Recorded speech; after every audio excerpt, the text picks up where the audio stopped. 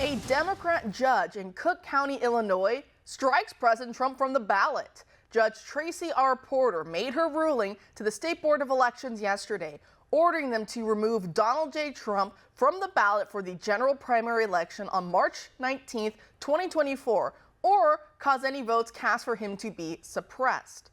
So President Trump, he is the insurrectionist for telling people to peacefully exercise their First Amendment rights on January 6th and for wanting the National Guard to be there to keep people safe, though, as we saw, Democrats under Nancy Pelosi had very different plans.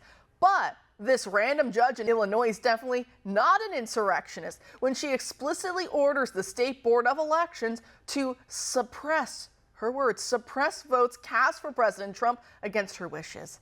Got it.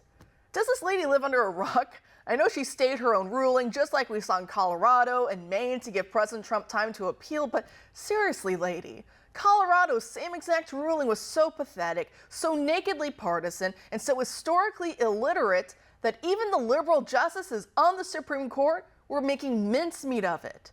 So either Judge Porter is painfully ignorant, or she's malicious and knows how poorly those oral arguments went, but that she still felt it was necessary to make such a ruling in order to keep President Trump and his legal team strung out all over the country, having to put out a million fires, so to speak, draining them of time, money, and mental energy, while he's supposed to be campaigning against both Nikki Haley and Joe Biden.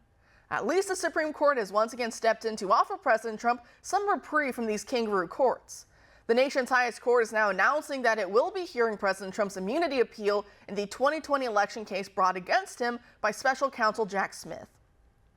That buys President Trump valuable time by making it almost impossible for the trial to start before the general election in November, something that Smith had obviously been aiming at when he first chose to slow walk his proceedings to wait for the timing to get closer to election season. And once that started, he began using every lawyer trick in the book to fast track the process and expedite it. But thankfully, things aren't going to plan for him. He didn't get his January start date, and he's not even getting the March 4th, day before Super Tuesday, start for it either. And now with the Supreme Court slated to hear oral arguments on April 22nd, that means a ruling wouldn't be expected until sometime in June. By that point, the DOJ has its own rules regarding trial dates and investigations not being allowed too close to an election because of the perceived interference it would cause in the outcome. Obviously, we know election interference has been their plan all along, but they can't be too obvious about it. So let's see how Jack tries to wriggle out of this one. And while these legal headaches affect the Trump campaign from without, there are plenty of moving pieces happening within the Republican Party as we speak. As you know, Mitch McConnell will be stepping down as Senate Republican leader this November, and it's an open question as to whether the 82-year-old will run for re-election in 2026. At the same time, Ronna McDaniel will be vacating her position as RNC chairwoman next Friday on March 8th.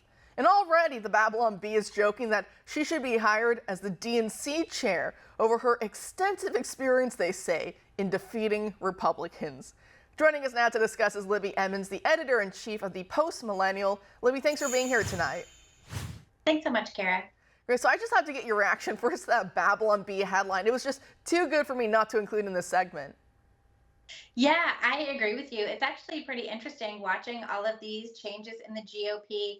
It's like these elected leaders who have been part of the establishment for so long have finally gotten the message that the American Republican constituency is pretty much in it for MAGA. They're pretty much a populist movement that is looking to have a real voice at the federal level and not be engaged in foreign wars all the time and not be engaged in unseating Republicans who are doing good work.